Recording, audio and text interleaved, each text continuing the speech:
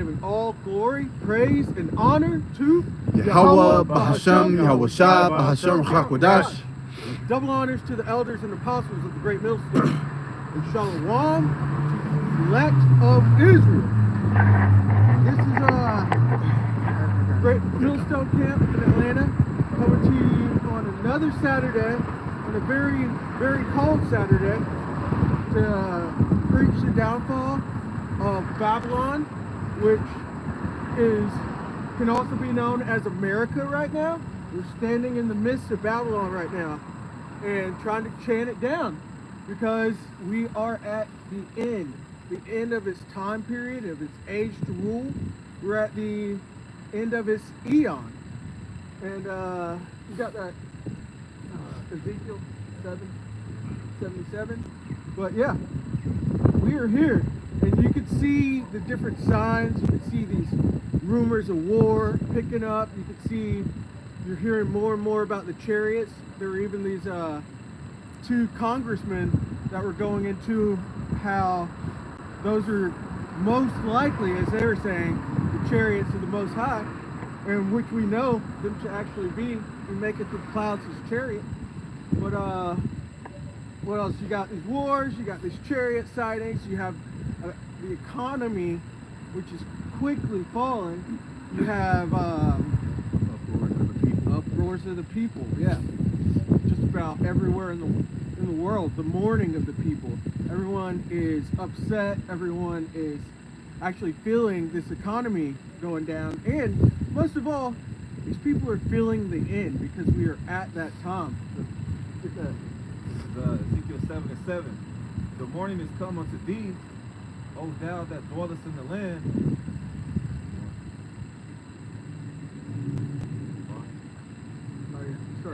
Ezekiel 7:5. Thus saith the Lord power, and evil, and only evil, behold, is come. Evil, going into bad times. Eve, as in times ill, as in bad. This time of evil, great evil is coming. Ezekiel 7:6. And end is come, and watcheth for thee, behold, it is come. And the end is here. You might ask, the end of what? The end of Esau's world, the time of the Gentiles coming into fulfillment. We are at the end of this age, and the Lord in Daniel, both Daniel chapter 2 and Daniel chapter 7, he showed the different kingdoms that would rise and that would fall before the kingdom of heaven, the kingdom of Yahweh Shai, and he made us joint heirs, and so the kingdom of Israel. He gave all these kingdoms, and we've been waiting for the end of the time of the Gentiles to come, and that's when the world will actually be ruled in righteousness. Right now it's under complete wickedness, so we're at the end of wickedness reigning. The earth is given into the hand of the wicked, and it's all falling down. I got it. And you got it. Quick one for you. 2nd Ezra 6:8. And he said unto me, from Abraham unto Isaac, when Jacob and Esau were born of him, Jacob's hand held first the heel of Esau. Yeah. And this is elaborating on what happened in Genesis chapter 25, when Jacob and Esau were born. And it's basically the twins are representations of good and evil. And it's also representations of the times, the ages that we're living in. Right now we are in Esau's time, but it's failing, it's falling, it's coming to an end. And we're going into a time of righteousness, which will be ruled under Jacob. Jacob's name was changed to Israel. Yasharallah, he is prince of the power. And the sons of God are about to reign upon this earth in complete righteousness under the law, statutes, and commandments of the Heavenly Father, Yahweh. Continuing on, 2nd Ezra 6:9 is the point. For Esau is the end of the world, and Jacob is the beginning of it that followeth. Yes. Esau is the end of the world. Esau being the self-proclaimed white man, the so-called Caucasians, and those small hatters, those 1948ers as well. Those are Edomites, these people running around America and Australia and Europe calling themselves after those names. Those are Edomites. Said the first was born red all over like a hairy garment. It's red because, or it was described as red because you could see the blood through their skin. So they're called red. And in these times they're calling themselves white in a way to hide their true identities, because they're the ones who get the judgment. The biggest judgment of all time is going to be handed to them. It says, even so have I saved the wicked to the end of days. Just paraphrasing, but they are the people of his curse to judgment, and they've been trying to hide themselves for years and years, and they are being revealed through the apostles and elders of the great millstone and the men that teach the likewise doctrine. Yeah, you got it. This is Isaiah 25:7. And he will destroy in this mountain the face of the covering cast over all people, and the veil that is spread over all nations. And that's what Esau's done through Johann Blumenbach. Right? He had the categories, he had Caucasoid, Negroid, you know, he had the Asian race somewhere in between. You know, they're going around and changing the nationalities that the Bible has in Genesis 12, Genesis the 10th chapter. You got 18 nations in that chapter. So how do you get black people, white people, you know, yellow people? How do you get that? You know? Yeah. And they just tried to, they used the Bible then. They made a play off of Ham, Shem, and Japheth. Yeah. And they classified all the different nations as Mongoloid, Caucasoid, and Negroid. And then from there, they've even gone around renaming the different countries and nations, calling them different names, confusing everybody. This is why the world is in gross darkness, all because of Esau not really wanting to be Esau. You do blame them, but it's really their fault. They are at fault for this. But the Lord is clearing this up right now. Yeah, case example, You got it. like Egypt. That's occupied by the Arabs. Before that was occupied by Mizraim. Yes. Those people that live in Sudan. What did Esau do? He separated Sudan and South Sudan. All right, he's the one, because like you said, the earth is given to the hand of the wicked. He's like, no, you're not Egyptian. We're gonna put the Arabs here. We're gonna put you somewhere in Sudan. We're gonna separate the land. Right? The same thing he did with our people, man. And that land right there, Mizraim, Egypt, that's a great example of it. Because you see, or Mizraim, I believe it goes back through Cush. He's a Hamite, nonetheless. Yeah, it goes back to him. Yeah. Yeah. Yeah, with 5 sons. Yeah. And so those are Hamites that were there originally. You can see the hieroglyphics. You can see the paintings. Those are dark-skinned people. And then after they got brought down by the Lord during Exodus. After that, they were never great again, and ended up when Alexander the Great ended up coming in. Ptolemy got set up over that land, and so the confusion you see are Edomites trying to call themselves Egyptians, and then later, after that, I believe the 500s, 600s, when Islam got big, they were taking over all these regions. So that's why you see all these Ishmaelites there in the region now. And they were even showing that there was a movie or documentary on what's that queen? That was Cleopatra. God, the water. On Cleopatra, and everybody was completely confused about how Cleopatra's supposed to look. She's actually an Edomite, but that land has been, it's gone through many hands, and people don't want to seem to take account for these things. And they had a movie of Cleopatra back in the 60s, man. But it's gonna tell you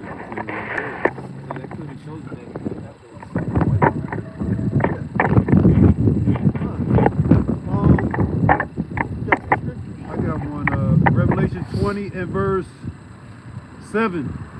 And when the 1,000 years are expired, Satan shall be loosed out of his prison. Yeah. So that's going into the Byzantine Empire, you know, Eastern Europe, Eastern Roman Empire flourished for a time. This is when Jacob was in power, you know, for 1,000 years, and Esau was actually, he was down bad, you know. So just reading on to make the point, this is verse 8, Revelation 20 and verse 8. And shall go out to deceive the nations which are in the four quarters of the earth, Gog and Magog, to gather them together to battle, the number of whom is as the sand of the sea. Did I grab it wrong? Yeah. Okay. Esau got put into basically spiritual handcuffs. He was in Europe and unable to move his wickedness around the earth. Yeah. But that came to an end, and they came out doing wickedness immediately. They came out and they covered over all the pictures. Yeah. Oh yeah, and nip put the themselves- nose. Yeah, Yep. cut the nose off of all the statues, recolored everything, forced their iconoclasm all throughout the earth, and that has caused that covering that's been cast over all the nations. And basically, of their stock, Amalek, they're the only ones that really have biblical names right now. Everyone else is just called by whichever land they're currently occupying, and you know, we're at a point where most people of the world are still calling the basis of men the children of God. Right. I mean, truly or not. Look, you got it. First Maccabees 3:48. And laid upon open the book of the law, wherein the heathen had sought to paint the likeness of their images. Yeah. So that's in First Maccabees, during the time of the Maccabees, when Alexander the Great, or the Greek, came in, conquered the land. He conquered, you know, the known world at that point, and he was actually decent to the Israelites. We were in subjection to him, but he was still allowing us to carry out and practice our law, statutes, and commandments. But then the Ptolemies came in, and they wanted everyone to be as one. That was one example of a new world order, and they made it against the law for us to practice circumcision, to carry out our law, statutes, our commandments, our customs. They took away who we were at that time, and so that's also how you get into, in the New Testament, Israelites being called Greeks. People try to think of them like, because it says Grecian, they picture a white man or an Edomite there, but it's really just talking about Jacob. And but yeah, with the covering up, that's one of those first examples we see of them actually taking our images and placing themselves into it. And they knew we became strangers too, up under the Grecians and stuff. Yeah. 'Cause we was following after their customs. Yeah. That's why people confused with the Gentiles as well too. Absolutely. And it's really the Hellenization process. Yeah. And that went around the known world at that point. Everybody became Greeks. And that's still happening to this day. They call it Westernization now, because everyone's going after the Americans and trying to be Westernized. Mm-hmm. Because, you know, there's no new thing under the sun. Got it? Alright, just going on what you were saying. This is First Maccabees chapter 1. Excuse me, I'm just jumping to the point. First Maccabees 1 and 10. 1 and 9. After his death, that's talking about Alexander the Greek, they all put crowns upon themselves, talking about the four generals. Mm-hmm. So did their sons after them many years, and evils were multiplied in the earth. Evils were multiplied in the earth. That's because they are the wicked. And the wickedness it expands. It's a cancer. That's why the Lord told us to put evil away from you. Because if you don't, it's just going to keep expanding and growing, metastasizing, and eventually You'll basically killing its host, Yeah. which this host would be the earth itself. As they said, it's going to, or as the Lord said, he's going to destroy those which destroy the earth. But, yeah, the wicked are in authority. And as we read earlier in Ezekiel 7 and 6, that an end is come. An end is come. An end is being Esau's world. And one of the ways it's going to go out, because the Lord has a lot of plagues and plans, of pestilences planned out for this place. There's going to be, you keep hearing that word, polycrisis. There's going to be so many different things going on at the same time. You're going to have the failing of the dollar, in which they're going to try to bring in the MOTB. You're going to have wars going on, civil wars, race wars, world wars. You're going to have pestilences.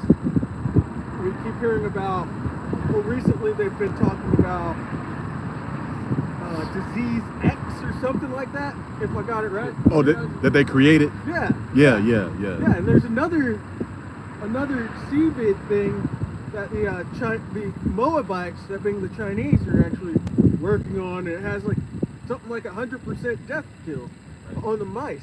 I think that was it. They had renamed it later on to X. Yeah, I think that's the X. Yeah, that's the same one. SpaceX. I got all. Yeah, X, Twitter X, X's. But it's like, why would they be creating that? Just Here it is, like the C-19 came from, bats. Then it came from them, but they still have it in their mind to create another disease just to get blamed on. That's crazy. it's the heathen raging. Why? Why are you raging? Why are you doing that? What? There's No, control they on have it. Yep. Huh. Yeah. And it also moves people off of fear, because fear is a great motivator. And you've got this idea of fear going on. But so we've got the wars, we've got pestilences, we've got chariots. The Lord's going to come back with an armada of his chariots, which the world calls UFOs. That's going to take out this Western world, out this world in general. You've got a bevy of different ways in which this place is going to fall. But right now we're going to talk about war, because that's what we are hearing about, wars and rumors of wars. And so I'm going to bring out this article. Officer Kashakwala did a great lesson on it earlier, and we're just going to check out some of these different theaters of war that are popping up. You got it? This is from Axios.com, and the title of the article is "War Warnings Everywhere. Global Risks Are Heating Up." Yeah. We hear it. Everyone hears it. As it says in Ecclesiastes, there's a time for peace and there's a time for war. And we are in that time of war. We're waiting on it. So it reads, while the United States has been focused on Gaza and Ukraine, several other long simmering global threats are getting hotter. Hold on, what is this article? You did a lesson on Oh, it I was about to say, this sounds so familiar right now. Yeah. And it says, continuing on, it says why it matters. The last 72 hours have seen menacing Chinese portals Give my props, man. near Taiwan, an exchange of fire between Iran and Pakistan, and further escalation between the United States military and Houthi rebels. Yeah. You've got things going on in Taiwan. You've got Pakistan going. You've got Ukraine. You have Gaza. The two biggest ones at this point are obviously Gaza and this Ukraine war. Ukraine war should be over though, but Was it Venezuela and Guyana? yeah. Yeah. They each other going at it. You got New Guinea, Yeah. Papua New Guinea. Oh yeah. That's popping off right now. They're kind of in a tug of war. Like with Australia? Yeah, Australia and China trying to make an alliance with Papua New Guinea, and the Prime Minister of Australia, if I can Yeah, say you got real quick, Prime Minister of Australia sat down with the Prime Minister of New Guinea, and they signed some contracts. Yep. He sat down with the devil, Esau Edom, the prime minister of Australia, and he signed some shit. 2 weeks later, riots break out in New Guinea, and you got Australia media filming, which the scriptures speak about the accuser of our brethren. That devil Esau Edom, he's always looking forward to get some kind of information, some kind of news on Jake, so he can show the world, hey, these people need to be they need to be controlled, and that's what's going to happen here in Babylon the Great. These psyopses, the uproars of people. And what's going to happen in Revelation 12 and 12, this devil, he's going to come down with great wrath and start implementing these draconian measures and that martial law. And he's going to do what Australia's trying to do to New Guinea right now. Yeah, because Australia's selecting right back to you. Because with Australia was one of the first countries to really bring in those draconian measures. You're speaking about the whole disease X. They were one of the first ones to really push it. They had people locked up. They couldn't leave their porches. Matter of fact, can I get what's good? Can you get to add to what the brother, Matthew 24. Yeah, Matthew 24. Sorry, verse 3. Yeah, you started 3, go down. All right, this is Matthew 24. We'll get it right next to the brother, but just to answer your point. This is Matthew 24, verse 3. And as he sat upon the Mount of Olives, the disciples came unto him privately, saying, Tell us, when shall these things be, and what shall be the sign of thy coming and of the end of the world? Yeah, so again, this was Yahweh Shai addressing the 12 of old, but really in the spirit, that's addressing us. Because we're the when Yahweh Shai came on the scene over 2,000 years ago, he was really preaching to what? You're fine. The kingdom of heaven is at hand. But he was at the, give or take, the beginning of the Roman Empire and that rulership. That's why when you read in Revelation the 13th chapter, it speaks about that wound that deadly wound that was healed. We're literally in the end times, the end of the world, end of the world. The word there for world is eon, which is an age. Okay, we're at the end of Esau's age, and these are all, like you were just saying, signs and symbolism, or signs and ways for us to tell that we're at the end. All right, but the point is, it's going to come up to the point that we're focusing in. Keep going, brother.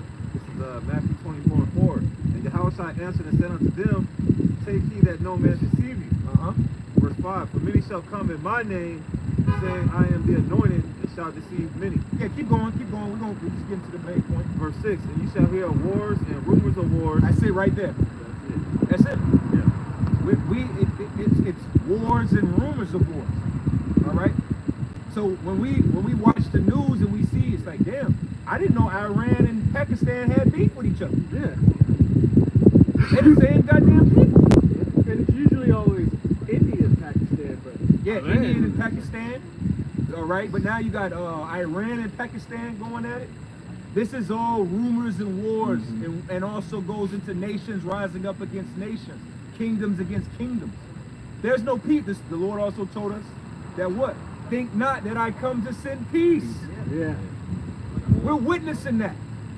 There's no peace on the planet Earth. Hey, well, You gotta if I may add to the elders, hey, guess what? I believe over 100 countries right now are under a war threat. That's crazy. Like, That's living in war. Like, think about that. Like, everybody right now is under an alert for potential war, man. You know how many countries there are in the world? I do. Go ahead. 192. So 100 out of 192 It's on war alert. is on war alert. That's not a little thing. Dude. And we're bombarded. We are bombarded every single day with notifications, push notifications. Like, oh, this is happening. New Guinea's happening. Something's going on in Venezuela. Something's going on in Iran. And yeah, you I got can it. back you up real quick, because it's not the officer, the captain brought out rumors of war. This is wikipedia.org, psychological warfare. So psychological warfare, psy-war, or the basic aspects of modern psychological operations psyop have been known by many other names or terms, including military information And support that's why operations. we have the answers. Mhm. We have the secrets, because before there was any of these devils that create this plan, it was already prophesied biblically by our forefathers thousands of years ago that this was going to happen. We already know how this is going to play out. See, like you said, from the outside looking in, it's like, damn, is it a new world order? Or are they working with each other or working against each other? Right. That's all deceptiveness through that psyop warfare to keep you always, I don't know whether I'm coming or going. Right. Yeah. You don't know whether it's peace or war. You don't know whether, at this point, if you're a simpleton, you don't understand basic geopolitical, you know what I'm saying? Terminology. Terminology. Yeah. You don't know what the hell is going on out here. Yeah. Lost in the sauce. That's why, again, all this shit going on, and you niggas is you're looking forward to what's that bitch with all the tattoos that runs track? Shakara Richardson. Y'all more concerned about the Olympics. Yeah. All of this is deception. But you got it, brother. I just wanted to add that. That was it on the Matthew 21. Finish it off and then go back to the article for the brother. I just wanted to. Yeah. This is Matthew 24:6. You shall hear of wars and rumors of wars. See that you be in that trouble. Are we troubled? Talking about trouble on every side. No, are we troubled because of this information that we're... No, we're not. Isaiah 33:6. Exactly, brother. We're stabilized in this because we know what the hell is going on. See, a lot of these people, they don't know what the hell is going on. So when it actually bursts, they're going to be like, oh, my fuck, Yeah. what the hell? I'm afraid. You know, it's funny. My rib showed me that article when we was in the gym, and then I was like, oh shit, and then I told her, now look around.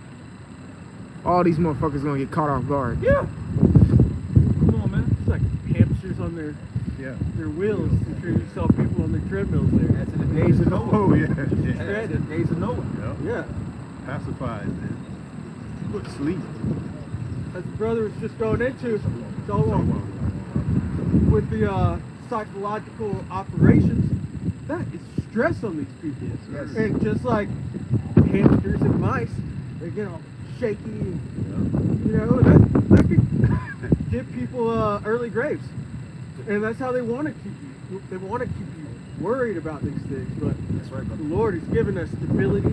He's given us what's going to happen. He's given us the whole thing from the beginning, the midst, and the end. Beautiful. And we're seeing it playing out right now, and we're telling you about it. That's why we're in this article trying to take a deeper look into these different conflicts that are arising all around the world. And it's everywhere.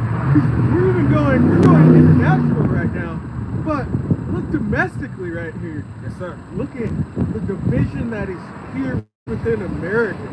With the immigrants coming through and the Blue versus red. blue versus red, left versus right.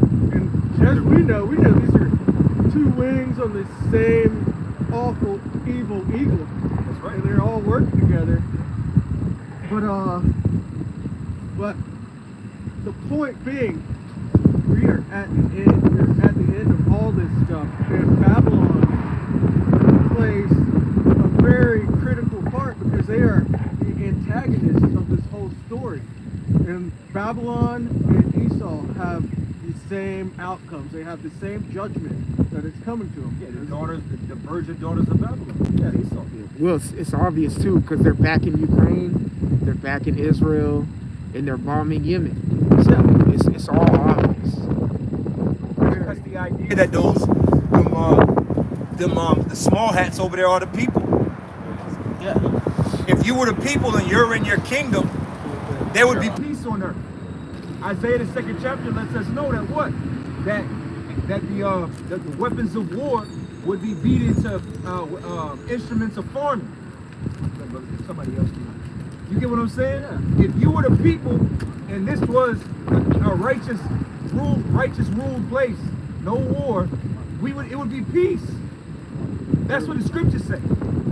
But much, like you're saying, much tribulation and war has to occur for the Israelites, the true Israelites, to come into the rightful position of power. You got it, brother. That's right. Much tribulation and war. this place, or Esau, when he came out of that pit 500 years ago, he came out with a bang, and he just started using his sword everywhere. Came out with much violence, and so as it says in Revelation, the angel held up a great millstone, cast it down, and said, "Thus with violence That's right, will brother. that city Babylon be cast down." Came in with violence, got to go out with violence. Only way. And we got to have, Better. in really, this is just, it's a big movie that we're in, big old show. And you got to have the peak, the Climax. climax, the water. You got to have the climax. And we are at that climax in which the bad guy goes down. You got that, Jeremiah? Jeremiah 50 and verse 21, you say? Come on. This is the book of Jeremiah, chapter 50 and verse 21. Go up against the land of Merathaim. Marathaim is just another word for Babylon. It means double. It goes into bitterness, but it means double rebellion. And is this place in total rebellion? They say the law, statutes, and commandments are completely done away with, and then they come up with their own laws that go completely against it. That is rebellion. You also see the witchcraft everywhere within this place. That's probably how a lot of bros started waking up, was for seeing the pyramids and the eyes in movies and hearing it and seeing it in music. This place is full of witchcraft. It's the that whore that rides the beast back. It's just a witchy harlot. And Obelisk. If I can mention real quick, there's a big ass building right over here. You can see it. It's shaped like an obelisk, and at the top of it is lit up. This is Atlanta, and you can almost see that building from anywhere in the metropolitan Atlanta. What building you talking about? I don't. It's The Bank of America building. is that Bank of America building? Yeah, that's like the tallest. It's the tallest building in the south, right? In the southeast, yeah. The southeast, that's the tallest building in the southeast. Yeah. You can see it from everywhere. From everywhere. You know, and it's just a big giant obelisk, man. yeah, yeah. Oh, phallus. It's a foul. Yeah. Yeah. Showing that this is a spiritually Sodom in Egypt. Yeah. You got it. And then also with Marathaim, that's you can relate that to America, because America was named after Amerigo Vespucci, which means Amerigo goes into bitterness as well, just like Marathaim. That Mar. But continue on, Balthasar. Kind. Continuing on Jeremiah 50 and verse 21. Even against it and against the inhabitants of Pekod. And Pekod goes into visitation, because the Lord's going to have to visit this place for its double rebellion, for the bitterness that it's put the Israelites through. Oh, we'll get 2nd Ezra 13 for the book. Good shot. Is that 13? Then thou knowest well. Is that 2nd Ezra 9? Or is that 2nd? I get a mistake. What? No, where it says, and then shalt thou well understand. Yeah, that's not. 9. Second Ezra Yeah. 9. Yeah, but the Lord's got to visit this place. He's knocking on that door. He's coming in. He's not even gonna. He said he's gonna come in like a thief too. So they're not even gonna see it coming. Yeah, because see, the scriptures speak about it in Habakkuk that the eyes of the Lord are too pure to behold evil. So the Lord is only getting messages from the holy angels and our complaints through the Spirit to let him know how bad it is down here.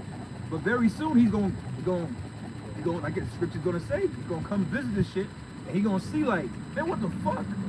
He's gonna literally see how destitute and destroyed and disgusting this place really is. And what would you do if you came home to your house and there's mashed potatoes dripping from the ceiling, shit on the walls, Peanut butter everywhere. you know what I mean? Period blood. Imagine if you came to your home, what you created, built, and it's just filthy. Yeah.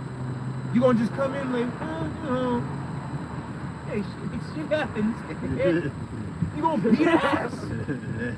Yeah, Go ahead with that. whipping the belt off. Yep. Coming through, and he's got to disinfect it. He's gonna disinfect it with fire. Beautiful. Ultimate cleanser. You got it. This is 2nd Ezra 9 and 1. He answered me then and said, measure thou the time diligently in itself, and when thou seest part of the signs past, which I have told thee before, Then shalt thou well understand that it is the very same time wherein the highest will begin to visit the world which he made. Ooh, it's coming to visit. It said measure the times. How do you measure the times? Through prophecy. We were talking about it earlier. We're seeing those wars and rumors of wars. We're seeing the uproars of the people. We're seeing these earthquakes. We're seeing a time come in like never before. You have pestilence. Brother, And Salaki, I'm You got just it, building bro. with you. yeah, Like we were talking love about it. last week. The O.J. Simpson trial. Think about that. Think this. If you're old enough to remember the O.J. Simpson trial, bro, that was a major thing during the time. I saw a clip the other day where everybody was sitting around the TV waiting for the verdict. Yeah. Oh yeah. And then like when it was like not guilty, all black people were around the country. Yeah. Yeah. Now fast forward 20 plus years, we're used to celebrities going to court. yeah. We don't lose sleep over a nigga or over some celebrity. Maybe some of the big court cases over the last 10 years. Johnny Depp and Amber yeah. Heard. That was actually a big one. It was big, but It's not like what you're saying. right, but in the Yeah. sense of it's still big, but it happens such an occurrence that we're not really moved by it. Right. When the O.J. Simpson trial occurred, bro, they milked that shit, man. Yeah. You got this nigga Thug off in there. Man, we don't care about that. People aren't really zoomed in and like, you know, when he gets a guilty or an innocent verdict, That everybody. shit was good though. Yeah, we actually took not the whole day off, but we in 5th grade went and looked at that Yeah. trial. Like we were watching that Yeah. trial in school. Everything stopped. Everything stopped. Even as kids, when we were Yeah. children, the world stopped. Yep. Nowadays, like you were saying, the level of commotion in the world is at such a point now where, man, come on, man, ain't nobody worried about no goddamn trial from anybody. Lil Wayne going to trial for fucking a gun in New York and shit. Tory Lanez and thank you, brother. Tory Lanez and Megan Good. You can't compare that court case and that trial to the O.J. Simpson trial in the 90s. So we're in a space of, like you said, the increase of commotion and drama on the earth is at an all-time high. Yeah. Misinformation is an all-time high, man. It's just, you know, I would put it in category of one of them plagues, you know. Yeah. Yes. It's a plague. You could even also say how wickedness is increased because these trials and stuff happen. This is a result of wickedness within the whole earth, just Beautifully said. expanding, just metastasizing like a cancer. That's it, bro. And it's you know, they've made the world like this. They want it to be like this. Continue. All right, 2 Ezra 9 and verse 3. Therefore, when thou shalt see earthquakes and uproars of the people in the world, then shalt thou well understand that the Most High spake of those things from the days that were before thee, even from the beginning. Yes. It's so weird. Measuring the times through the prophecies, and you're seeing these signs come to pass, and we know that once these sins have lifted up to heaven, then the Lord is going to come to visit. That visit is going into the judgment that's going to come. Yeah, just the last part of that, and then I'm going to step down. Con, this is Jeremiah 15 verse, continuing on in verse 21. It says, waste and utterly destroy after them, Yeah. saith the Lord Yahweh. God, Hashem Yahweh Shai. Bring it down. Bring it down. The Lord's going to bring it down. And just continue said- a little bit more. It says, and do according to all that I have, Salakia, and do according to all that I have commanded thee. A sound of battle is in the land, and of great destruction. And that was my point. We are entering into this time of war. You could hear the war chants even. You could hear the saber rattling. You know that this place is going to go down. It's all aimed at Babylon the Great, which that same destruction's coming to Esau, Edom, and everywhere that he is. And so, Lord willing, that was edifying. I'm going to step down, let another brother come up.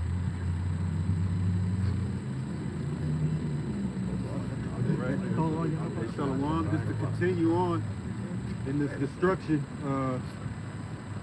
you grab Revelation 12 verse 10. You know, they, the scriptures speak of Yeah, so you go ahead. the 12 and 10. Are you gonna get coffee?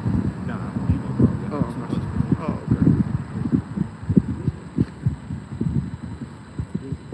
what's that for? 45? No.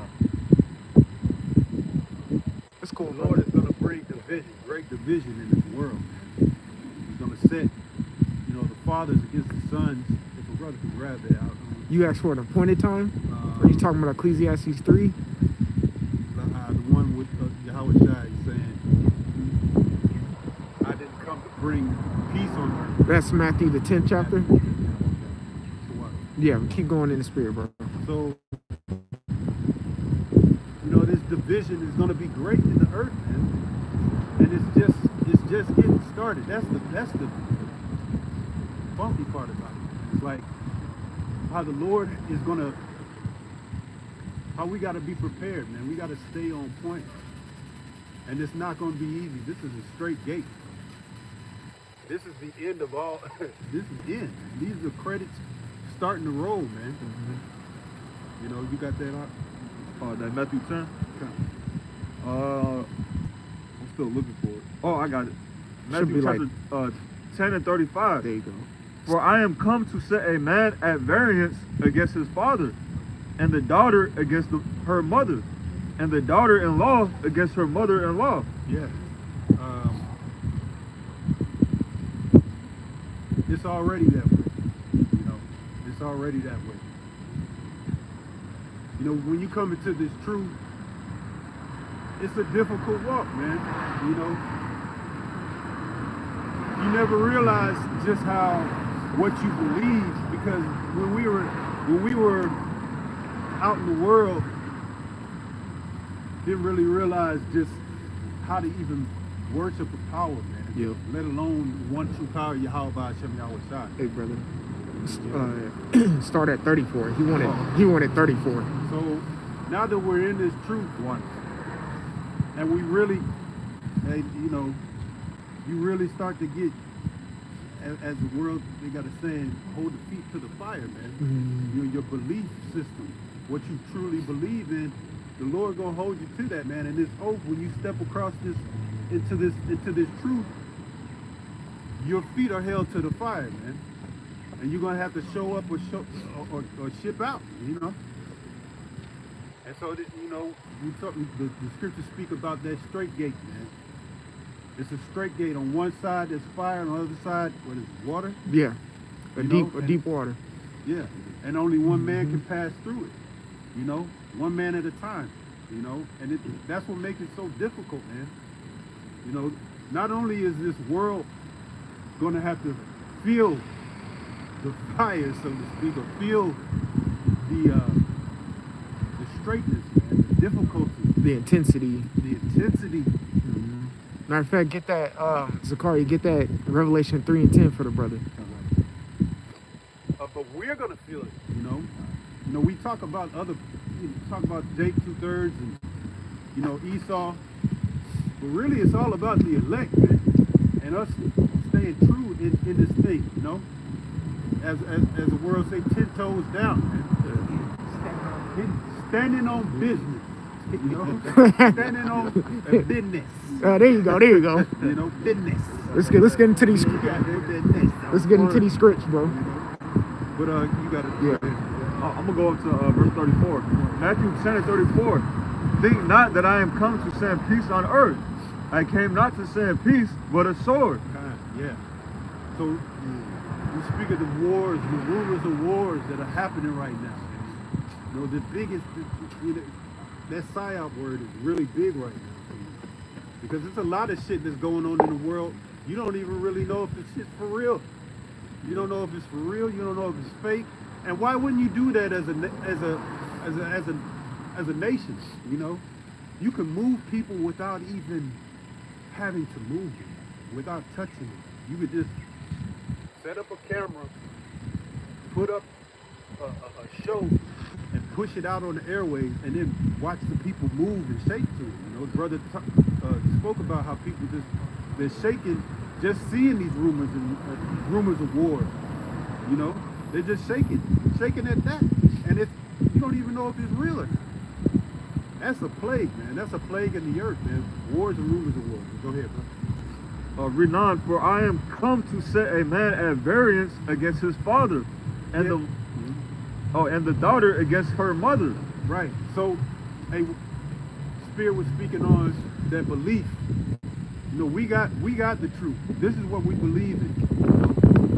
This truth coming out of the men of Great Millstone, the elders of Great Millstone, Apostle Elder Tahar on down, the rest of the apostles on down, and we're holding fast to that. You know, we're cleaving. But then you got the people in the world, you got the families, you got your fathers, your sisters, your brothers in the world. They believe in something totally different, and they're cleaving unto this Pharaoh, this shadow of Egypt, as the scriptures speak of. They're cleaving unto this American dream, and they're really cleaving unto sleep because they kind of know that this shit's coming to an end, but ignorance is bliss. Ignorance is bliss. That's beautiful. Ignorance is bliss. Absolutely. You know, they rather sleep in that pissy bed and not get up and wash themselves and just stay warm in their piss, in their urine, man, in their excrement, whatever. You know, in their filth, which is Babylon the Great. The wine that this place pushes out. That's homosexuality, adultery, murder. That's the list right. goes on and on. Just keep going. Yes, more. It says, and the daughter-in-law against her mother-in-law, a man's foe shall be they of his own household. Yeah, you know, so the scriptures speak about being circumspect, you know, being wise as a serpent, harmless as doves, wise as serpents.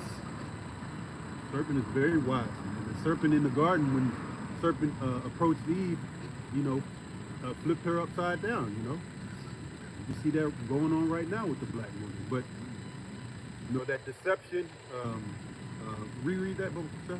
Come on, Matthew 10 and 36. A man's foe shall be they of his own household. Yeah, yeah. So even the people that you held dear, once held dear, you know, your mother, your father, and these people could turn against you. Yeah, you know? for sure. You know, trying to cleave unto this place. You know, when this devil comes down with great wrath, and everybody starts to try to point the finger at you because you're the problem. You're the nigga that's making all this shit wrong. You know, you're stirring up commotion. The word of Yahweh Ba'ashem Yahweh Shai is powerful and quick, man. Quick and powerful, man. Cutting asunder to the bones. If a brother could grab that. Hebrews.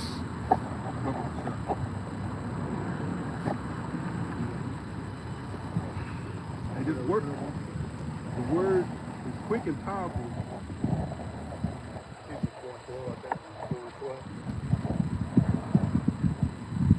Finish off that Matthew.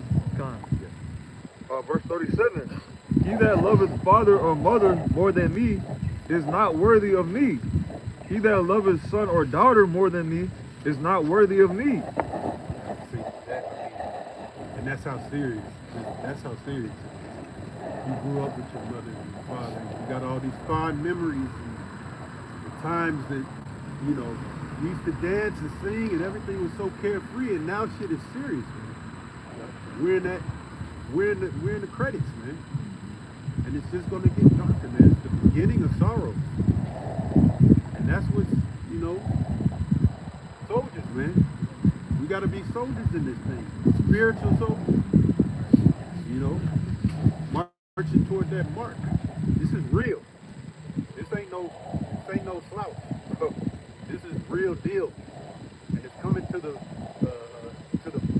doorstep of America, Babylon the Great. Very soon, like you see Australia dealing with New Guinea. They trying to stir that whole thing up. All that shit Just like in 2020, Australia was kind of like the forerunner of all of the, you know, the real draconian type shit. All that shit about to come here to America soon. Mm-hmm. You had to finish out with that. You want me to agree? No, I'm gonna go here. What do you have first?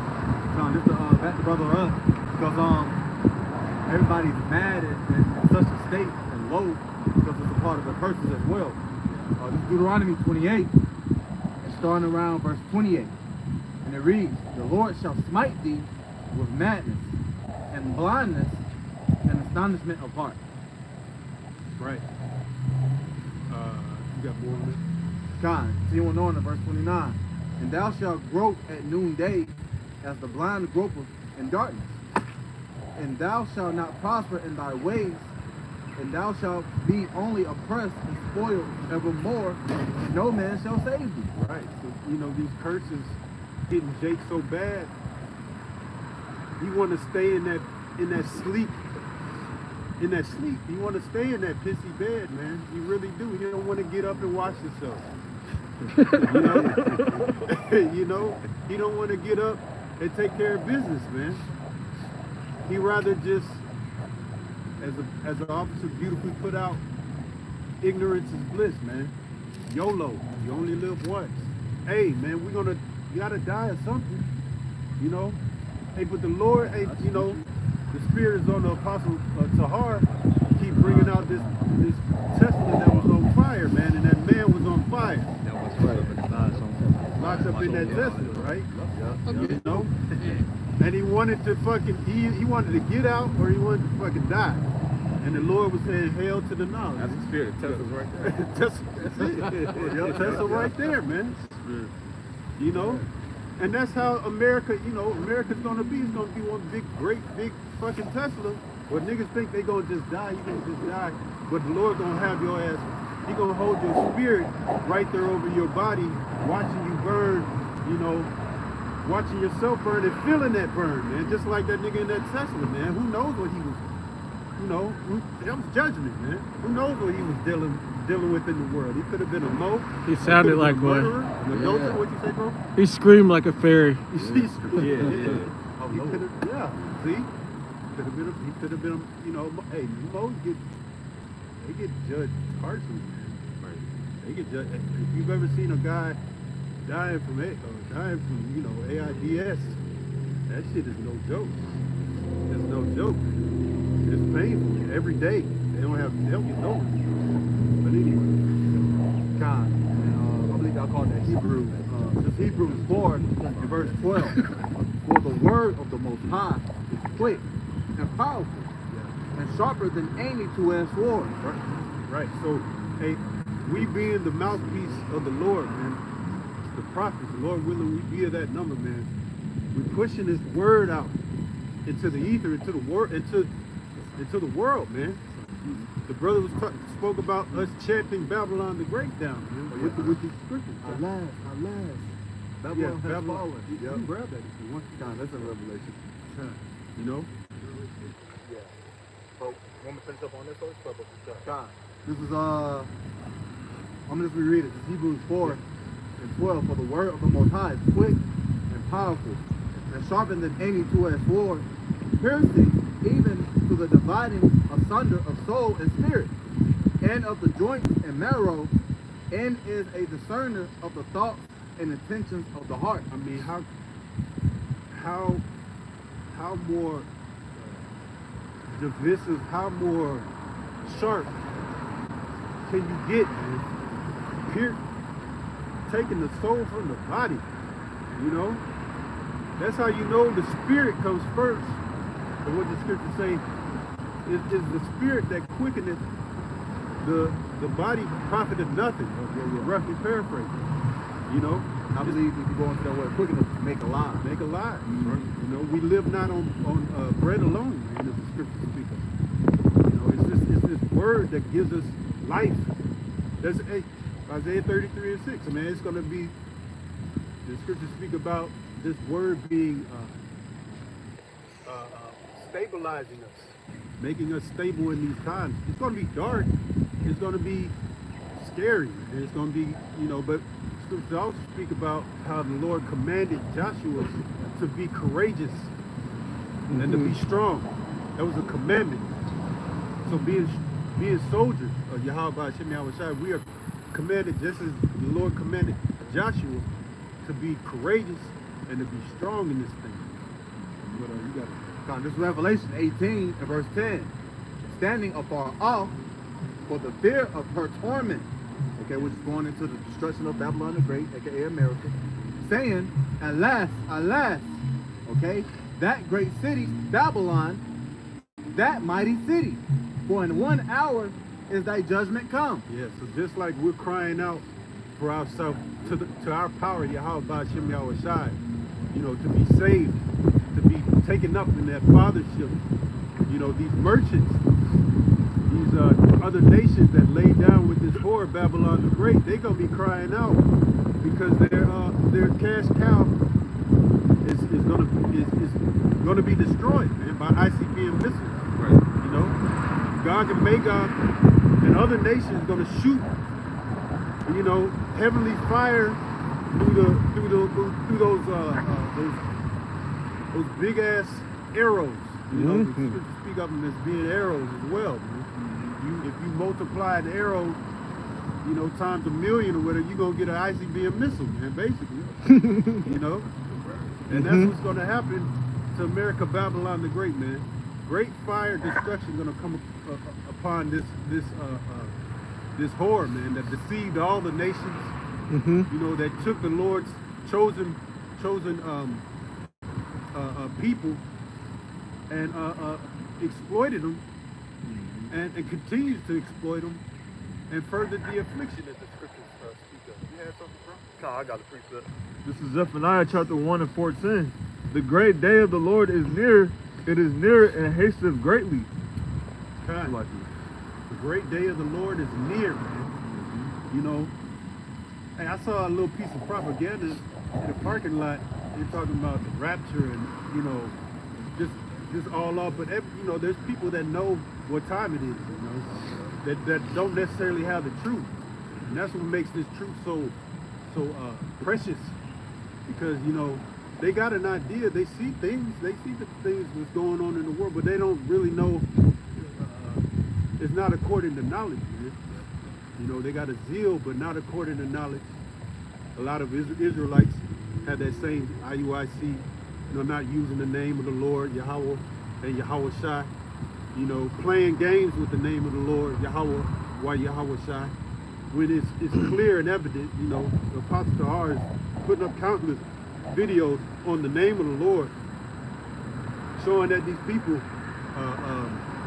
you know, if keep playing around, man, you're gonna F around and find out. You had a little bit more on that, more. It says, even the voice of the day of the Lord, the mighty man shall cry there bitterly. Kind, yeah. So these mighty, that's how bad this time is gonna get. You know, the mighty men gonna cry bitterly. You know, these big swole. I got all the information. I got all the big muscles. I know how to put people in chokeholds and all this. These people, these guys they're gonna cry bitterly. Having a great big status in the world. Right. You know, Big stat money. financial, Exactly. people who do Bitcoin and stocks. Right. Yeah. Right. All that shit gonna go out the window, man. The scriptures speak about how your gold, neither your gold or your. It goes into Okay, it. go ahead, Yeah, bro. read down. Verse 15, it says that day is a day of wrath, a day of trouble and distress, a day of wasteness and desolation, a day of darkness and gloominess, a day of clouds and thick darkness, a day of the trumpet and alarm against the fenced cities, and against the high towers. Zephaniah 1 and 16.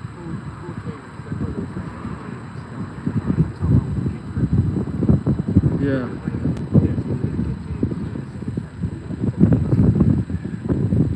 You know, but the brother was speaking about the day of darkness, man.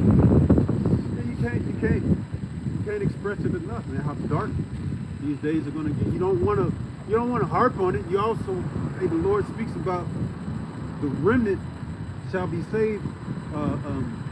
How that the elect will not be able to be plucked out of his hand, roughly paraphrasing. Mm-hmm. You know, we're gonna be, Lord willing, we be at that number 8, and we're doing the work. You know, we're doing the work. So who else? You know, who else is that fitting? As long as we stay in this thing, stay strong, courageous, 10 toes down, you know, keeping our eye on that mark, man. And we got that high probability of getting saved. You know, yeah, but from glory to glory, man. He's gonna keep boosting us up, refining us as gold. You know, stay in this thing, brothers. But you, go ahead. Continuing on, verse 17. And I will bring distress upon men, that they shall walk like blind men, because they have sinned against the Lord. And their blood shall be poured out as dust, and their flesh as dung. Oh shit! Hey, the day of the Lord. Excuse my medieval French, but the day of the Lord is gonna be terrible, man. It's gonna be dead bodies all over the ground. You know, it's gonna be the worst apocalyptic movie you've ever seen. Continuing on, and this is what you quoted, verse 18. Neither their silver nor their gold shall be able to deliver them in the day of the Lord's wrath. Yeah. So all this getting to the bag, all this Bitcoin that the brother put out, you know, hey, all that shit's gonna be flushed down the drain, man. When these draconian measures come down, you know, Esau Edom and his sword comes down heavily on the Israelites in particular, and the rest of the world. You know, all that shit gonna go out the window, because this devil, he wants to hit you with that digital tag written up in Revelation 13 and verse 16, so that he can ultimately control you forever, man, in perpetuity, forever. He wants to own you. He wants to own you, brand you. But Lord willing, that was edifying. You know, hey, Shalom will allow another brother burn in the spirit.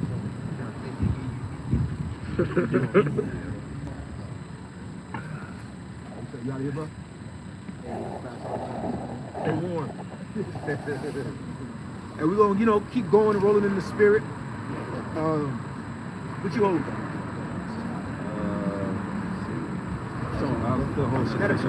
Matter of fact, go to, I was talking about this earlier. Go to Numbers. Matter of fact, go to Numbers 20. I want to say 22. Balaam. Yeah, that's it. Let's start there. We're gonna go into that because you had I was speaking on the way to camp. You got the World Economic Forum, the WEF, going on in Switzerland. And I don't know if you brothers saw the elder out in South Carolina.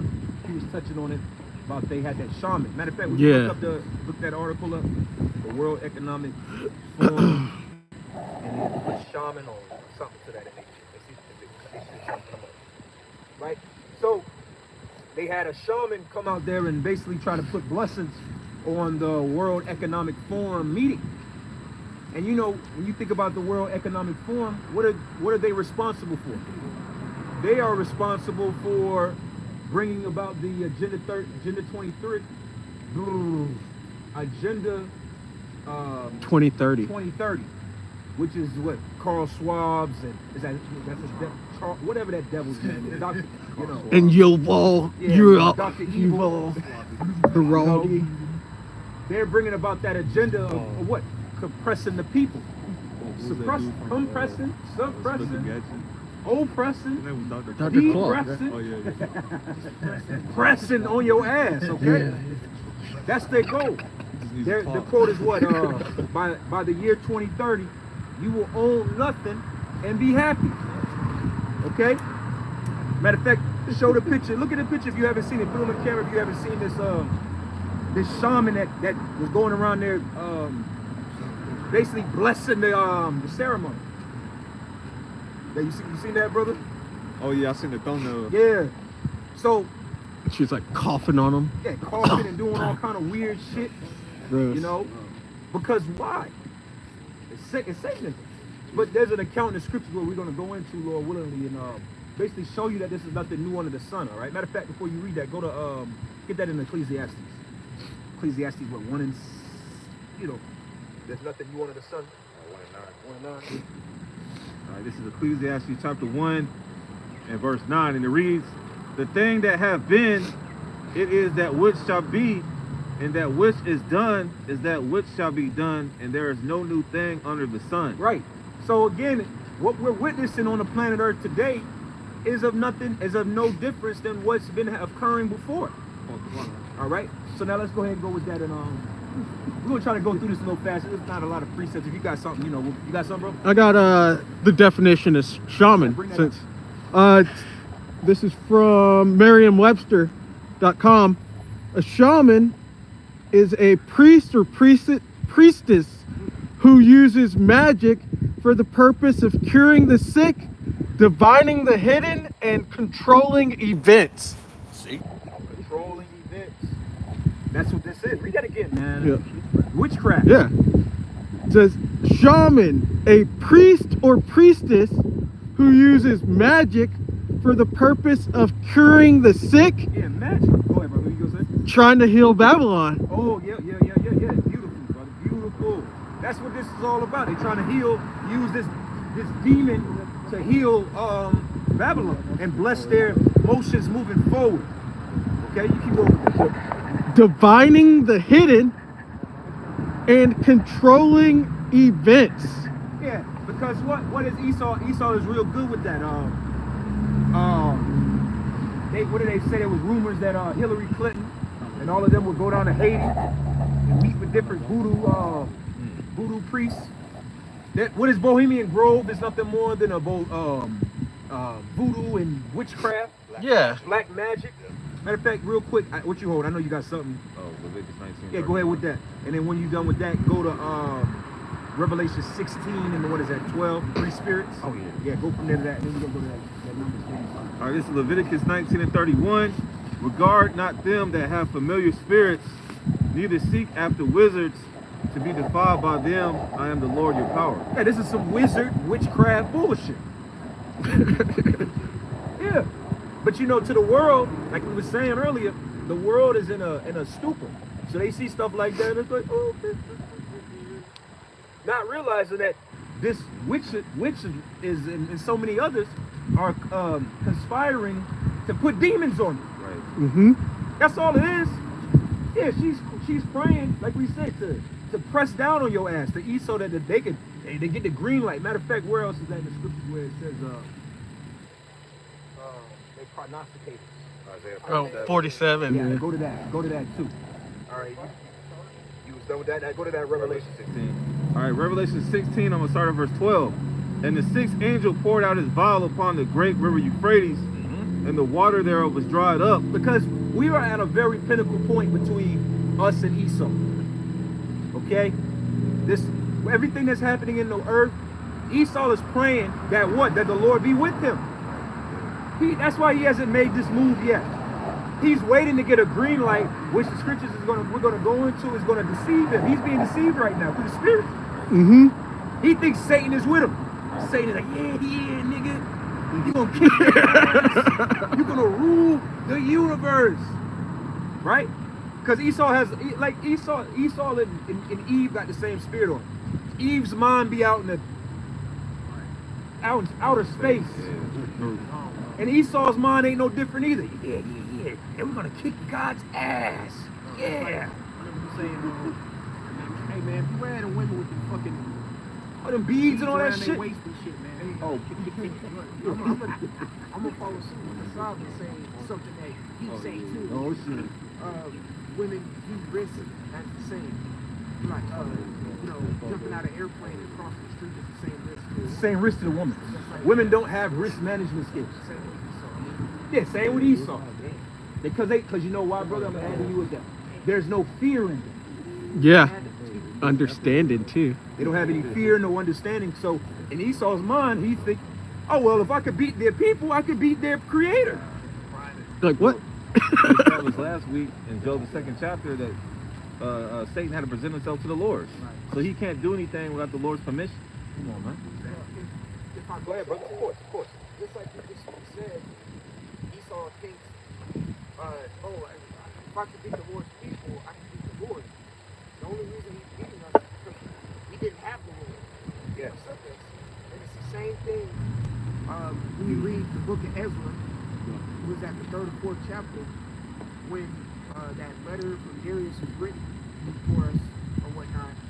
But the I forgot what nations came, but they're like, whenever Israel comes back to the power, they become extremely rebellious to us, aka the heathen. Yeah. So they know when we don't have our power, they do whatever the fuck they want. But we're in the era or the eon or the age where our power is back with us. So technically, we get it back with us. That's right, brother. So that's why, as we probably not gonna be able to get to it, but in the chapters that we're reading, this goes into what? There is no enchantment against Jacob. Yeah. Because when we're in the tune and sync with our power, we're praying to our power. We have that hedge around us from our power. You can't do nothing against us when we have that hedge around us, and you know that, my boy. And you know this. Oh, he said, scripture says what? If you draw nigh to me, I'm gonna draw nigh to you. You know? Yeah. I just wanted to add. That's beautiful. Yeah, So go ahead with that with Revelation, then we're gonna go to that Isaiah. Revelation 16 and 12. And the sixth angel poured out his vial upon the great river Euphrates, and the water thereof was dried up, that the way of the kings of the east might be prepared. Yep. And we're witnessing that. We're Yeah. seeing that. Look at the valley of Yahweh Shaphat. All right. It's under fire right now. Literally. Look at Yemen. Yemen is part of that valley of Jehoshaphat. Okay, it's at the tip. All right, between that desolate land, between with its uttermost parts to the going into what is that, Joel, the 2nd chapter, Yeah. the Red Sea and the no, what's the other one? The Straight at Hormuz. No. the Persian Gulf. I think is it the Persian Gulf? I always get it's the Red Sea, and then I want to say it's the Black Sea or the Persian Gulf. It's one of the others, but Euphrates does flow into it. Whatever body of water it is, the Euphrates River flows actually into that water. You getting some, bro? Yeah, let's go ahead and get that. Yeah, hold that real quick. This is Joel chapter 2, verse 20. It says, "But I will remove far off from you the northern army, which is America. and I will drive him into a land barren and desolate." Barren and desolate. That's the Saudi Arabia. That's that area. Go ahead. It says, "with his face toward the east sea." Yeah, the East Sea is that's the Black Sea, right? That's Euphrates. Euphrates. Okay. It says, "in its hinder part toward the utmost," which the utmost sea is the Red Sea. It says, "and his stink shall come up, and his ill savor shall come up, because he hath done great things." Yeah. So actually, like we said, it's the Red Sea and the Persian Gulf, but the Euphrates flows into the Persian Gulf. So yeah, matter of fact, you want to hold it to the camera so people can see. This is biblical prophecy. Okay. So now we have the understanding of that. Let's go back to that Revelation 16 and finish that off. All right, this is Revelation. Revelation 16 and verse 13. And I saw 3 unclean spirits like frogs come out of the mouth of the dragon, and out of the mouth of the beast, and out of the mouth of the false prophet. Yep, that's the 3 unclean spirits speaking about your city states, your religious side, your military side, and your financial side. Right? Okay. What represents the military side? DC. Basically, if you wanted to break it down even further, that's DC. That's the Vatican, and that's London. Okay. But three frogs? The 3 frogs. Okay, Yeah. yeah. But then at the same time, we understand that London is the headquarters. But what do you have going on? The World Economic Forum in Switzerland, which is only dictating the wants and desires of that unclean spirit out of London. That's all that is. Okay. So now let's go to that Isaiah, and then we're gonna go to that Numbers. This is Isaiah 47. Start at verse 9. I think the point is in like verse 14. Okay, come. Yeah, wherever the spirit It says, leads. "But these 2 things shall come to thee in a moment in one day, the loss of children and widowhood. They shall come upon thee in their perfection for the multitude of thy sorcery, and for the great abundance of thine enchantments. Yeah, see, that's what this is. This is sorcery and enchantment. Mm-hmm. Keep going. It says, verse 10, for thou hast trusted in thy wickedness, thou hast said, none seeth me, thy wisdom and thy knowledge, it hath perverted thee. Yeah, because see, you have this devil, he has rituals and ceremonies that he does that are publicly known and seen, and then there's things that are going on behind the scenes that you can't see. That's when they out here drinking blood and eating babies and the wild shit. They can't put that on the TV. But then this thing that's in the World Health, I keep saying WHO, but the World Economic Forum, the shaman situation, that's in your face ceremonial witchcraft. Mm-hmm. Okay, like the Olympics. When I was talking about it earlier in my Yeah. lesson. With the Olympics, think about that. When they run when they have their opening ceremony, they'll run from city to city within that region or wherever the Olympics is held with the torch. Mm-hmm. The torch actually represents the Illuminati. It goes into that. So they run it from city to city. And then remember when Muhammad Ali, Yeah. he brought the torch down there over there by Georgia State. He dropped into the thing and boom. And that was part of the opening ceremony, which is still witchcraft. Yeah. They always show those ceremonies too, and it's always them foretelling something that's gonna happen. Well, I'm not gonna say every time, but Yeah, typically they're foretelling. Like I think it was 2012 or Yep, the 20 Olympics. the Olympics. Yeah, 2008 in London they showed all these hospital beds showed and the all these pandemic. jabs. Yeah, they showed it. They showed the pandemic. That's a ceremonial of witchcraft that's like a PG version of it. Yeah, that's a revelation of the method too, where they're revealing their hand and what they're gonna Yep. do. So even with this woman, this shaman doing what she's doing, this is just for the TV. What happened behind the scenes is some niggas got their head chopped off. Yeah. It was blood spill. Understand that. Because that's the level of witchcraft that Esau, the so-called white man, and these other nations deal with. They got it.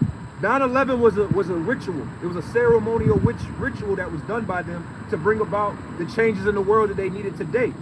So the same thing is occurring today with the shaman. All right? Mm-hmm. Keep going with that. It says, thy wisdom and thy knowledge it hath perverted thee, and thou hast said in thine heart, I am, and none else beside me. Yeah, because see, what is that in the book of James? It speaks about the wisdom of this world is earthly and sensual. You know, that's all of this. It's all witchcraft. If it's not in the spirit of Yahweh Shem Yahweh Shai, it's witchcraft. All right? Because what is this? Like you said, she up there spitting on people and in a demonic energy. That ain't of the Lord. Okay? Keep going, brother. Verse 11, therefore shall evil come upon thee, thou shalt not know from whence it riseth, and mischief shall fall upon thee, thou shalt not be able to put it off. Yeah, matter of fact, hold that. Go to Micah 5. Micah 5 and 7, I believe. Yes, sir. Micah 5 and 7. And the remnant of Jacob shall be in the midst. Actually, you can, I'm sorry, skip down. You could go down to 10. Micah 5 and 10. All right, this is Micah 5 and 10. And it shall come to pass in that day, saith the Lord, that I will cut off thy horses out of the midst of thee, and I will destroy thy chariots. Yep, keep going. Verse 11, and I will cut off the cities of thy land, and throw down all thy strongholds. And that's what's happening, because one of Esau's biggest strongholds, whether people know it or not, is witchcraft. See, on the outside, they try to push this narrative that, oh, the so-called white people are the least spiritual people on the planet Earth. A lot of these Hotep niggas believe that shit. That Esau's he's not spiritual. We're spiritual people. Nah, he's spiritual, all right. He's very spiritual on the left-hand side, okay? Y'all be thinking spirituality is just simply walking through the woods barefoot and shit, man. This nigga has more faith in evil than most of they got in the Lord. Facts. Dang, yeah. Matter of fact, Esau has more faith in understanding in Yahweh Shem Yahweh Shai than 2/3 of our own people. This nigga is on point when it comes to his sacrifice. Put the list in every year. This nigga always on point with it. Every year this nigga is making a sacrifice. Yeah. He is literally doing this shit. He got a whole count what is it? Within the Illuminati, you have the Council of 13. Council of 13 warlords and warlocks and witches that he deals with. Yeah, he has a whole council. And I think John Todd was going into it back in the day, that they have a seat that they leave open at the table that's just specifically for Satan. But he's not spiritual. Okay? Keep going with that. This is Micah 5, verse 12. And I will cut off witchcrafts out of thy hand, and thou shalt have no more soothsayers. Beautiful. The Lord is going to cut off his witchcraft because he's losing his grip. See, when Esau, man, you go back to the peak of Edom, you know, coming into power, because we're on the downside of Edom power. We're damn near, Edom power is almost, he's only got one more punch left. He's got one more hoorah in him. The Lord's already defeated him. Yeah. But witchcraft is where he's got to this point. I forget who said it, man. I heard this quote, and I cannot remember who said it for my life. But they said basically that if the world ever came to the understanding of what we were doing, Oh yeah. they would riot. I think it was Rockefeller. I think it was Rockefeller. Actually, yeah, it was Rockefeller that basically said that what we're doing is so evil and atrocious that we do it in the dark, that if they ever got a glimpse of this, we would be exposed and it would be over for us. Yeah. That's how serious this is. So when you go back to the 1700s, first of all, the Puritans and the Pilgrims and all that shit that came over here, those were all witches and warlocks. Yeah. That's why they were getting expelled and That's pushed why over they got here. that's why they got kicked out of the land. They were literally witches. Okay? That's where you get your what's the other thing I want to say? 1776. Yeah, On the back of your daughter is the establishment Illuminati. of the Illuminati. That's witchcraft. Hey, and you even look at the Pilgrims. They always, or at least what you see in pictures and how we think of them, they're always wearing black with a hat and like just like a bring witch. darkness. They're witches. They're witches. That's why when you go back and you watch all of these, I'm big in the horror genre. I love horror movies. When you go back and you watch those old movies of the horror in Amityville and the haunting in Connecticut. Blair Witch. Oh yeah. I was watching something last night. Can Oh yeah, that's my shit. They had a part 2 on it. I'm not watching that. Oh yeah, that shit. I Yeah. immediately thought of you. Yeah. I was like, this is love shit like that. But you know, when you go back to those type of horror movies, The House on Haunted Hill and all that this one? shit, it deals with the spirit of. The one. It was a spirit of like somebody bought a house and it's like, what the hell is wrong with this house? It's haunted. And then they dig deeper into it and they find an old picture from the 1600s, and it's like it was because a lot of America was established in under different people. Like the New England area of the country was established under the Dutch. Yeah. And they had a high level of witchcraft. A lot of witchcraft was established, was present in the establishment of America, man. Okay, keep going with that. So the Lord is saying He's gonna cut that shit off as He is. Why is it getting cut off? Because it's exposed. Go ahead with it. This is Micah 5 and 12. And I will cut off witchcrafts out of thy hand, and thou shalt have no more soothsayers. Yep. Verse 13, thy graven images also will I cut off, and thy standing images out of the midst of thee. Yeah, what was that in a Mercedes-Benz Stadium? I don't know if y'all brothers saw that. I think that was last Sunday. They had it was like 60,000 people in the Mercedes-Benz Stadium worshiping Jesus. Oh yeah. You seen that shit? Oh, Big ass cross in there. giant cross, yeah. That type of shit, the Lord, that's idolatry. Yeah. And the Falcons gonna have another losing season. Oh, you already know. Nah, they're getting belly. No, I'm just kidding. Okay? The Lord is cutting all of that shit off, man. It is. Look at Christianity. Christianity is being cut off. Islam is being cut off. Mm-hmm. If you don't believe me, where is Allah? Allah ain't in Gaza right now. Mm-hmm. The only people who still believe in those strongholds is our people, man. Yes. You have these people that's getting bombed in Gaza and said, hey, God must want this for us. You know, this is judgment of the Lord. This is judgment of God. The only people who don't understand is the people on this sign right here. Yep. They believe in anything but the true power. Okay? That was it on that? Still some more on it. Yes, sir. Micah 5 and 13, thy graven images also will I cut off, and thy standing images out of the midst of thee. Yeah, because all of this, like the brother was speaking about earlier, that's why another reason why the Lord going to destroy this place is because, like you said, these buildings, People are like, wow, look at that building. It's beautiful. Whole time, it's an idol. You got the Statue of Liberty. It's an idol. Yep. Yeah, it's a gay idol. Yeah, you're right. Okay, but that's what it is. All of this shit out here is idols. The Titus of the Ark of Titus. Yeah. An idol. Okay. DC. DC. Oh, come on, man. DC. They got all those symbols that's like engraved in the ground around the federal bank. Yeah. In the city. Yeah. Like 999 and 666. Oh yeah. When you go to the types of shit. we did many years ago. When you go to the Federal Reserve, right around the corner, literally diagonally across the street, it's on Peach Street. The building directly like across the street is, yep, it's 999 Peach Street. It's literally right across the street. And like you said, if you flip those nines over, what do you get? 666. They have like the pyramid engraved in the ground and stuff. Yep, we went to many years ago when we used to do field trips as a camp. We went to the Martin Luther King Center, and the Spirit had us. Did you go with us to that? Yeah. When that was before you came in. Yeah. When we went to the MLK Center, there's the little walk path, and it looks like the groves, like how the churches, the ceilings of the churches go like that. But here's the kicker: as an owl, it's like a little owl statue. If you're not paying attention and you just like Martin Luther King, you know, I have a dream, you're not gonna see it. Remember, I had it was years ago. We was riding with the school. We was right out. We just take that back road, all the railroad. Containers was there. Yeah. One day it was just all gone. But I remember looking up one time, we were riding past one of these buildings. I looked up at the corner. It's like a golden owl. And it's right on the corner of one of them buildings over there.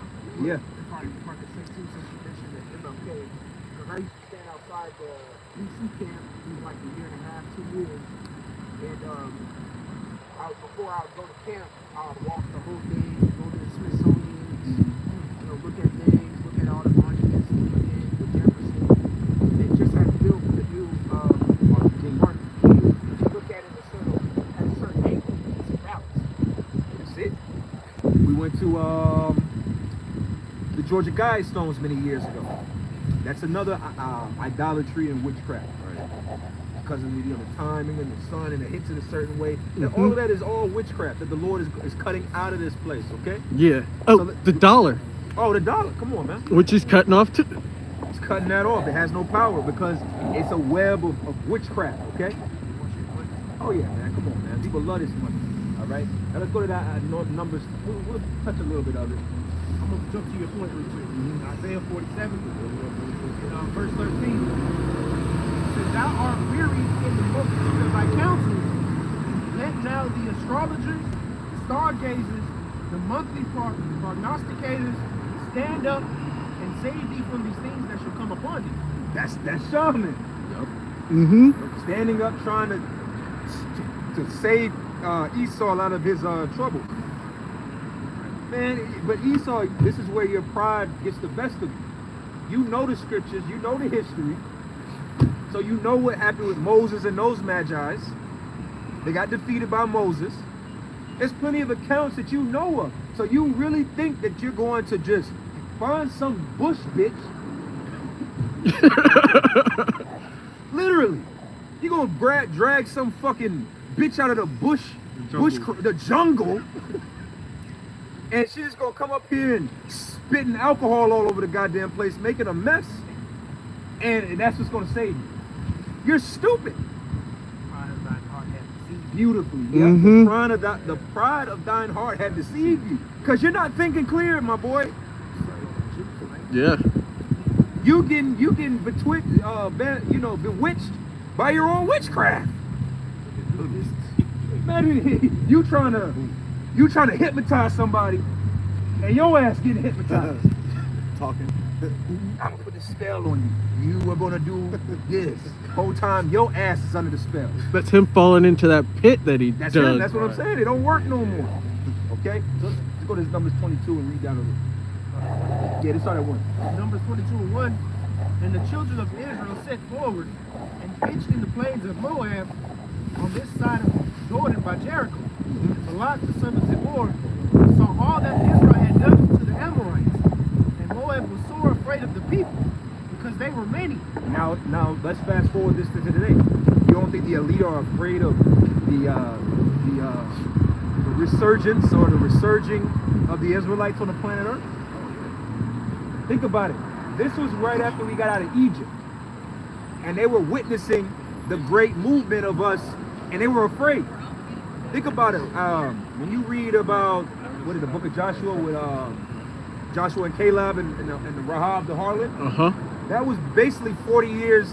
That was 40 years after we got freed out of Egypt, and that account was still ringing out in the earth of like, yo, we heard, and we afraid.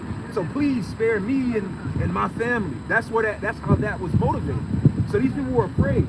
You don't think that these nations are afraid in the year 2023, 2024, witnessing the camps surging all over the world, all over the country? Men, they see all of this. See, Esau is wise of all of this stuff. He sees all of the accounts. You don't think he knows our Google searches? How many people, your text messages? Fuck, man. More of these niggas keep saying shalom. He got information that we don't even understand. Yeah, that's true. Uh-huh. I got something. Yes, I go with it. This is Revelation 11:11. It's not no pork meat, hey. It says, and after 3 days and a half, the spirit of life from the Most High entered into them, and they stood upon their feet, and great fear fell upon them which saw them. You gotta break it down, bro. Yeah, they shaking in their boots right now, man. You got these everyday two-time losers out here going to the Fox Theater, not preparing for war. Yep. But these elites, they're scared of the prophets bringing up these camps. Like you said, the brother Page, every time a brother Page come up, they're scared of this word coming out. They're not scared of you ninjas out here with your 223s and your guns, man. Your Hotep niggas, they're not afraid of that shit. Of course, bro. Just to land back off of the officer at home. Yeah, they are scared because us bringing up these pages, coming out here to camp, doing our lesson videos, linking up, group chat, even group chat, because they get tagged from that. Of course. All of this is an indication that we're declaring war against you. That's all it is. When they see that we're not scared to declare it, that's kind of like, oh shit, we're not scared of this, because that's all he's moving off of. Yeah. He's moving off of people that are scared of him to make it easy for him to do whatever he needs to do. And we're not afraid of him. Yeah. And that us being not afraid of him is scary. Think of that's a tongue twist in a sense, Yeah. but Think about it. Think about it. War came from the fatness of the man. God's scared of the individual that literally rules the world. with a great sword. Yeah. It's got nukes.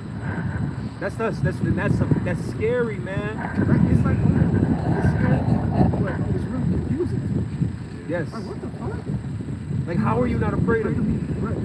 And then he sends all of his agents of chaos and confusion, and he's watching us, and it's like, fuck, man. A few of them drop off here and there. He sees that, because he sees that too. He sees the cats that get cold feet and go back into the world. He's like, he sees, okay, well, if 1% of them go back into the world, fuck. Let's make it harder for him.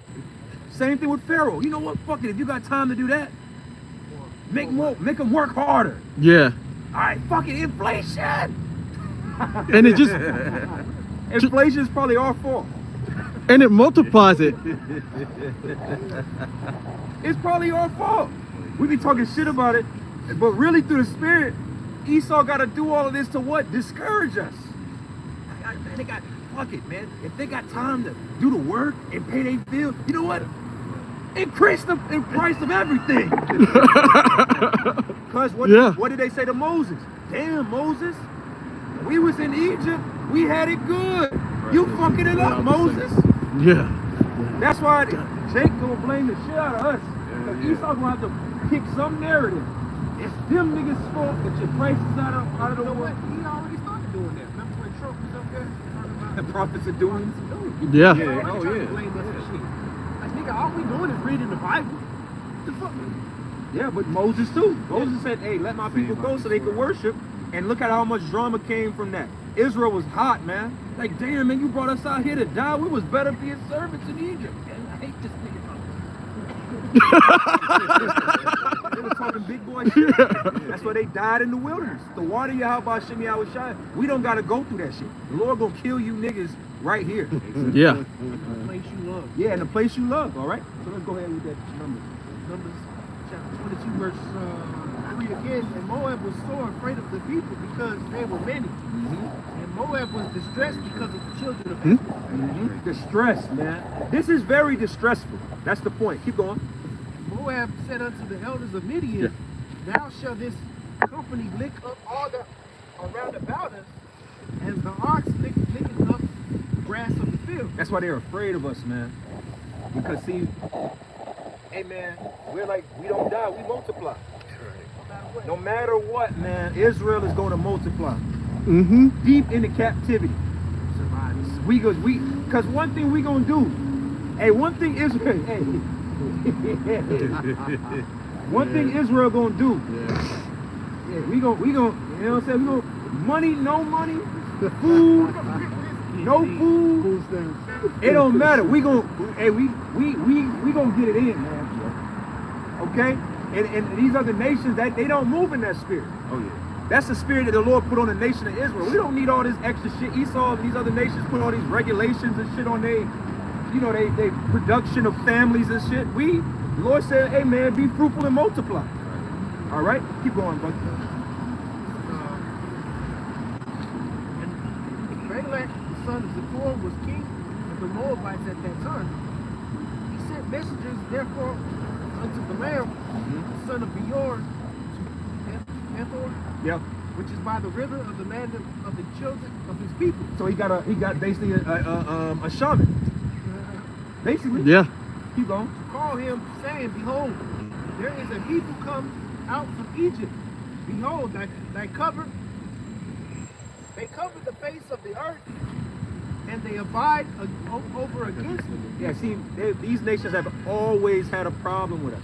That's why you 2/3, you're going to be so fucking embarrassed of yourself in the kingdom of heaven to finally be in the understanding that you were going so hard to bring salvation to these other nations. The whole goddamn time, they've been praying for your downfall before. We're in 2024 and they still praying on your downfall, but they were praying on your downfall 2,000, 3,000, 4,000 years ago. Crazy, right?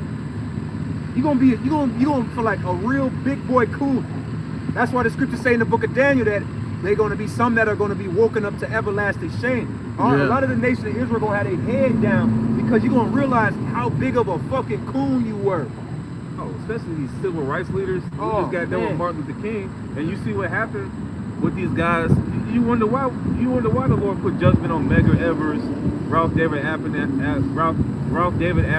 MLK. Yeah, because they was all cooning for the so-called white man. Yeah, you trying to save him or save these other nations, and these other nations don't give a fuck about us. Right. This is an account right here. So what about the Chinese? Well, the Chinese was trying to pray for our downfall before there was ever China. There wasn't even the thought of China. Yeah. And them niggas was already like, man, you know what, kill them, man. Fuck the people. We're afraid of them. It says, verse 6, Come now, therefore, I pray thee, curse me this people, for they are too mighty for me. Yep. Peradventure, I shall prevail, that we may smite them, and that I may drive them out of the land. For I wot that he whom thou blessest is blessed, and he whom thou cursest is cursed. Yeah. This is a shaman, like you said. A shaman is what? They look it up again. I got look you. it up real quick. It said a shaman is a person that they call upon to dictate basically future events. So Balak was basically a shaman of his time. Go ahead. A priest or priestess who uses magic for the purpose of curing the sick. Yeah, the Israelites was a sickness in the eyes of the king of the Moabites. Yeah. Oh man, we got to deal with this sickness because what about our people? Because we just, you see, Keep going. divining the hidden and controlling events. Controlling events. This is what they were trying to do. Control the events that will occur in the near future. All right, that's it on that. Now keep reading that number. It says, and the elders of Moab and the elders of Midian departed with the rewards of divination in their hand. They came unto Balaam, spake unto him the words of Balak.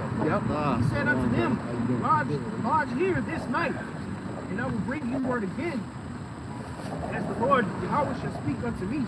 Yep. So he's getting ready to perform his whatever seance, ritual, or whatever the hell he's about to do. Go ahead. It says, princes of Moab rose Balaam. And the Lord might kill that dirty ass bush woman, man. Yeah, she's from Brazil. Oh yeah. The Lord might kill her ass. Jake? Man. Yeah. And you know what? This is Esau thinking he's changing the events. See, last time we had a heathen do it. Yeah. Let's get one of their people to pray. That's all that is. All right, keep going with that. It says, and God came unto Balaam and said, what men of these with thee? And Balaam said unto God, I'm going to read it. Yeah, you good. Balak, the son of Zippor, king of Moab, has sent unto me, saying, behold, there is a people. It says, Oh, that's spirit, yeah. Same time. it says, king of Moab has sent unto me, saying, behold, there is a people come out of Egypt which covered the earth, the face of the earth. Come now, curse me them. Or the Lord could do something out, do something different. I just said in the spirit, I was like, well, the Lord might kill her. The Lord might take that demon off of her, and then she might speak on behalf of Israel. Right. Yeah. Scriptures speak about the Lord, working upon all the heart, pour of his spirit on all men. We're witnessing a part of the Lord's talking to a heathen. All right? So if the Lord will talk to a heathen and give him understanding, why couldn't he tap into a situation like that? Yeah. Right. That could fuck up Esau's plan even more. He thinking, yeah, I'm gonna get an Israelite to put curses on Israel. Whole time her ass come back, the Lord might put the spirit on her ass and curse them out in the name of Yahweh Shem Yahushua. Yeah. That's exactly what he did, You can't too. outsmart the Most High. You can't outsmart the Most High, man. This everything. See, we're in this day right now, and the Lord already got 6 months down the road already established and planned out. Right. He is the Most High. His scriptures say what? His thoughts are not our thoughts. His thoughts are higher than our thoughts. His ways are not our ways. So you thinking that you can, like you said, the brother said, you think you can outsmart the Most High? Thy pride has deceived thee. Mm-hmm. That's what this is all going into. Keep going. It says, peradventure I shall be able to overcome them and drive them out. And God said unto Balaam, thou shalt not go with them. Thou shalt not curse the people. They are blessed. See? Because like I said, this shaman, they're not going to tell you in the news or in the media, yeah, she was praying that the Lord would kill you. Negroes, Latinos, and Native Americans, which are the Israelites. They're not going to say that. We don't have to hear that to know what her job is. Do we really got to be in the room and hear her to know that, yeah, that she put curses up on us or our nation or whatever? The very fact that she's trying to bless their movement is an actual curse against us. Right? Yeah. Bless that, please pray that she's praying that they're successful in their New World Order.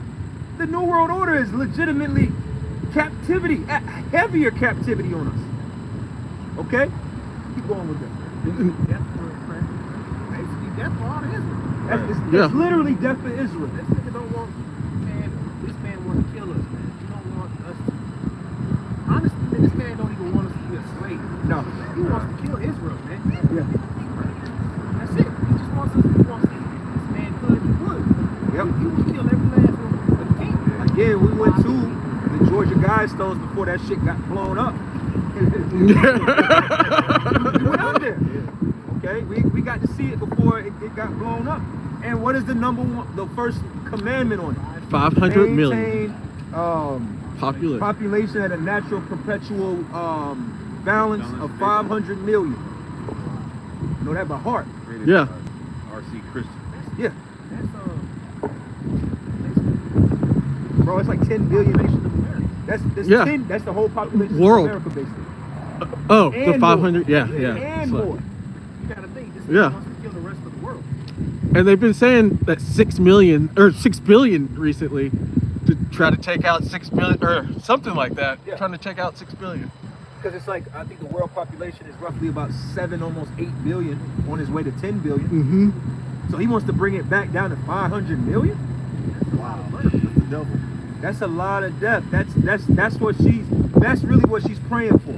She's praying that this is successful in their name. So again, the Lord is going to bring. Man, the Lord ain't about to let this. It's going to happen to a certain extent because it's the will of the Lord, but it's not going to be successful for them. They're going to fall in Esau. You're going to fall in the gallows again, man. Right behind you. Oh, you good. Keep going, my brother. It says, and Balaam rose up in the morning and said unto the princes of Balak, get you into your land, for the Lord refuses to give me to go with you. Yeah, I wanted to curse us, but I couldn't.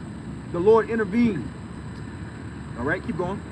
And Balak said, yet again princes more and more honorable than they. And they came to Balaam and said to him, thus saith Balak, the son of Zippor, let nothing, I pray thee, hinder thee from coming unto me. For I will promote thee unto very great honor, and will do whatsoever thou sayest unto me. See? Come therefore, I pray thee, curse me this people. Come on, man. Whatever you need. I give you a percentage of the kingdom. No limits when I give you what you do. I give you. What, you want women? I got you. That's you know how much hate that is? Imagine that. Whatever. That's how you know. Oh, this is the spirit of which Esau is in, which this is not An honorable spirit. This is actually a spirit of desperation. Yeah. Please, man, come on. Esau in his birthright. That's the same spirit Esau was in when he gave up his birthright. Yeah. Whatever. Whatever for it. Please. I'm about to die. The same spirit, like you said, it's the same spirit today. He's trying to get his birthright back. He's trying to get back. He's trying to get all these things in his mind, but it's like, bro, give it up, man. Yeah. Just stop. The jig is up, man. You had your time. You had your run. You did your wickedness. This is as far as you've gotten, and it's coming to an end. So, like we said, we don't give a damn how, man. You could have had 12 bush bitches. You could have had a whole, you could have a whole arena of all of these bush witches and wicked priests and wicked voodoo and you name it. You know, you can have all of your Christian pastors and preachers, and you can have all of that shit in one space. It does not matter, man. Right. All right? Come on with that. Right?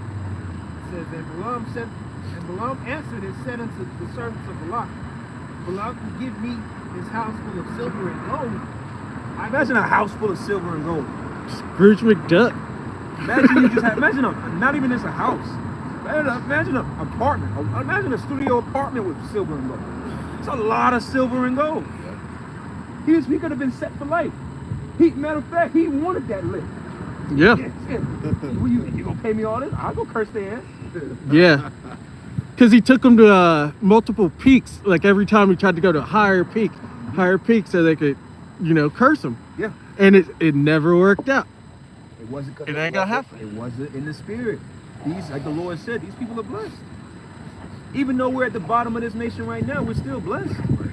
That's why if we're not blessed, why would Esau be afraid? He don't even want to talk about us. Yeah. All right? That's one of the reasons why this internet gonna get cut off, man. Because this is becoming too overwhelming in the system. Like I said, we don't see it for what it is. We be in our own world with our own YouTube pages and our own TikTok account. You know what I'm saying? We don't necessarily see the whole overall numbers. Even with us, right? Our videos.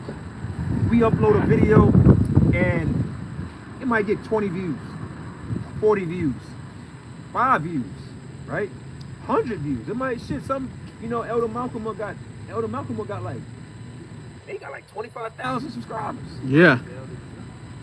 Elder Design got a lot of subscribers. So they might get 1,000 views, 1,500 views on a video, but that's still not true. That video that you might got 4 views on might have actually got 4,000 views. Right. That video that you got 400 views on, yeah, you could have got easily 400,000 views. Okay? So they see the bigger picture of how this thing is really, like I said, they see the numbers.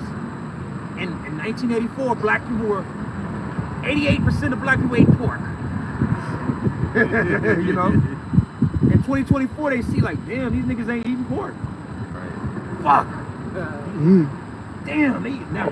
Pork eating done gone down, and lamb eating done went up. Oh, Yeah. shit. Right, no, seriously. That's scary. Because I'm pretty sure in the 70s and 80s, niggas wasn't eating lamb and shit like that. That was weird. Kale and vegetables, sage, something with Incense off the charts. incense off the chart, stones. Fuck, man, rough. Fringes sellers out there. Fuck, it's like 400%.